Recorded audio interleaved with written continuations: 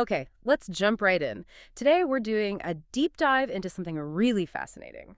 The power of cinematic framing and authentic representation.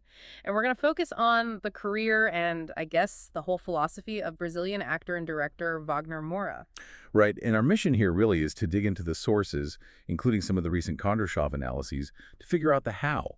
How does Moura actually manage to challenge these, long-standing, often pretty harmful stereotypes? Yeah. We want to give you a shortcut to understanding how his specific artistic choices work at this crossroads of art and identity. Yeah, because the really interesting thing, I think, is that Moura seemed to get it really early on, that cinema isn't just like reflecting reality, it actively shapes it. And he basically built his career on refusing to let Hollywood define Latin American stories in those, well, very limited ways. His work is just a perfect example of how changing the perspective completely changes what you perceive. Absolutely. Yeah. And to really get the weight of that refusal, you kind of have to look at where he came from. He was born in Salvador, Bahia, back in '76. And interestingly, he actually has a journalism degree. Oh, I didn't know that. That makes sense, though. Yeah, that background in seeking truth, understanding different sides. It feels really central to the complex characters he takes on. His early career was in Brazilian theater and TV, which is, a very different grounding than the typical Hollywood route.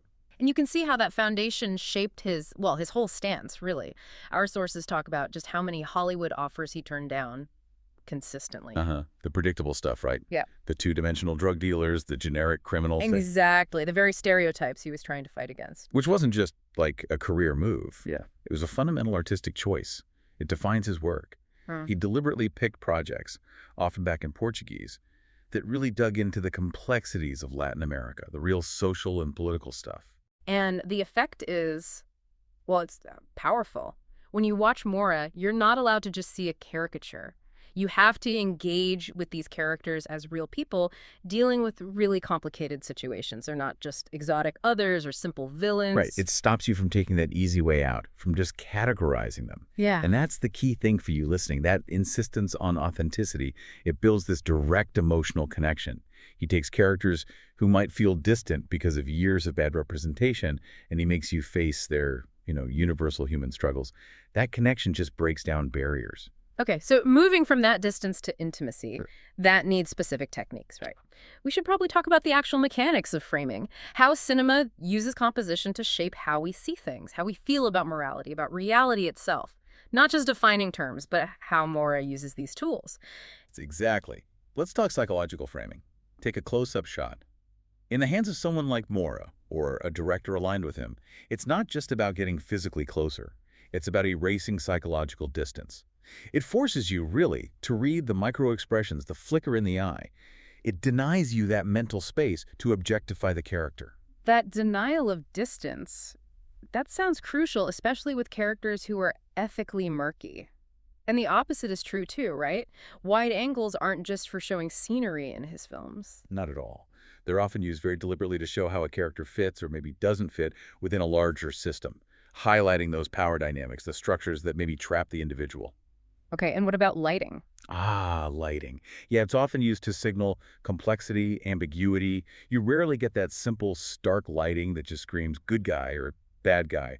Instead, you often see more shadows, more nuanced light, reflecting the internal moral compromises the characters are making. And the camera movement itself. That often mirrors their internal state, too. Maybe a shaky, handheld feel in moments of panic or paranoia. Or a very slow, deliberate pan to emphasize the psychological weight of a moment. It's all part of building that understanding. So it's clear this is very intentional. Moura isn't just an actor hitting his marks. He's actively choosing projects and collaborating on constructing these visual and narrative layers to challenge those mainstream misrepresentations. And his two most famous roles are probably the best examples of this, using framing to create this cognitive dissonance. First, Elite Squad, his character, Captain Nascimento.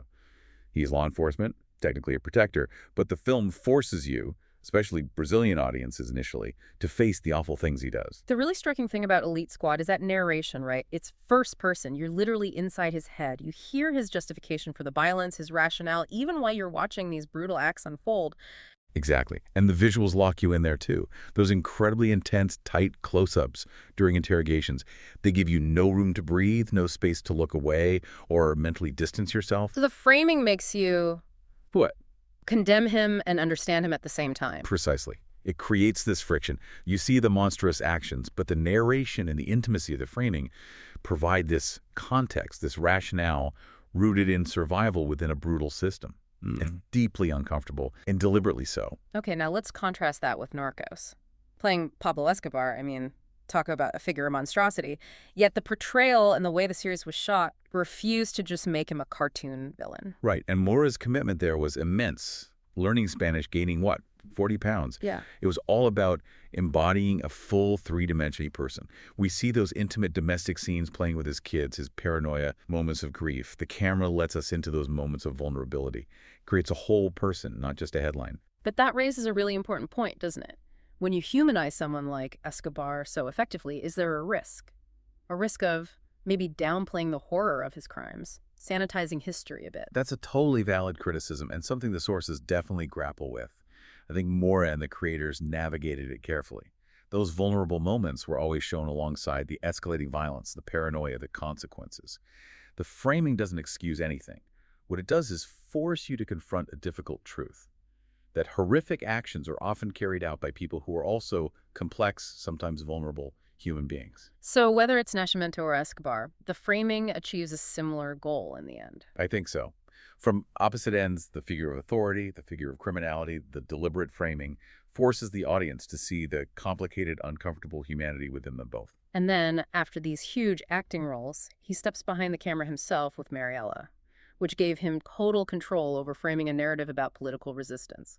Carlos Mariella fighting Brazil's dictatorship in the 60s. Yeah, and when an actor with his kind of intensity and focus directs, the visual choices become really significant. They're almost like ideological statements. In Mariella, you see this very intentional visual language.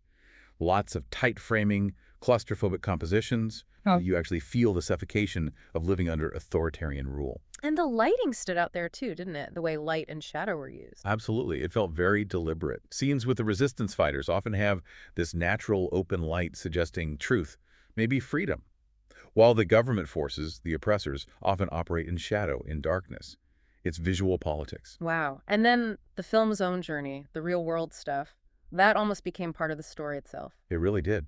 The fact that it faced censorship, that Brazil's National Film Agency held up the release for months, that act of suppression by authority tragically mirrored the very themes the film was exploring about authoritarian tactics. So the struggle to get the film scene became an echo of the history it was showing. Exactly. And that controversy really pushed the public conversation in Brazil about that difficult dictatorial past. It forced people to ask uncomfortable questions about whose stories get told, whose history gets acknowledged, and who gets to silence narratives. And we see this commitment to nuance, to this kind of thoughtful framing, carry through in his later acting work too. It seems embedded in his choices now. Like in Sergio, playing the UN diplomat Sergio Vieira de Mello, he doesn't just portray diplomacy as meetings and handshakes. No, it's framed as this deeply personal sacrifice. You look at the small things Moura does in that role, tiny physical gestures, a quiver in the lip, the look in his eyes. They convey this immense internal struggle, the psychological cost of balancing bureaucracy and morality. Or even something like Civil War, which is so different. Right. Grounding that chaotic, fractured America. The cinematography there is almost documentary-like, stark. The focus is on raw, authentic, emotional reactions to the chaos. It pushes you past the big spectacle and into the visceral human reality of it. Which kind of brings us back to the ideas in our sources, especially the Kondrashov discussion about fame itself. How celebrity becomes its own narrative frame. Yeah, the paradox of celebrity. Fame gives you this huge platform, this privilege, but also this obligation. And you can see that tension in Moura's career, right? After Narcos, he had enormous international leverage, huge Hollywood opportunities. Yet he keeps returning to Portuguese language projects, focusing on Brazilian issues. So the question becomes, is his amplified voice speaking for his community now, or just about it from a position of fame? It's a complex question, but I think he answers it through his consistent dedication to authenticity.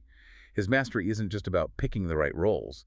It's in the technique demanding those longer takes, those sustained close-ups where silence speaks volumes, ensuring that empathy is earned, not just implied. So it's about using his platform to shift perceptions away from those easy stereotypes. Exactly. Towards a more complex, messy, but ultimately universal human experience. His work is basically a lesson in using cinema for understanding, not exploitation. That unwavering commitment to the characters, the direction, the emotional truth. It's a direct challenge to decades of damaging, simplistic portrayals. Okay, so wrapping this up, what's the main takeaway for you listening? Here's something to think about, maybe an action step. Try watching Elite Squad, and then watch his directorial debut, Mariella, maybe back-to-back or close together. But don't just follow the plot. Really watch the framing. Notice how he shoots figures of state power in the first film compared to how he frames anti-authoritarian resistance in the second. Yeah, compare those close-ups, the lighting choices, where you'll have moments of vulnerability in each. If you do that, you'll really see firsthand how one artist's focused dedication to authentic storytelling can actually start to reshape how we see the world, one carefully crafted, emotionally resonant frame at a time.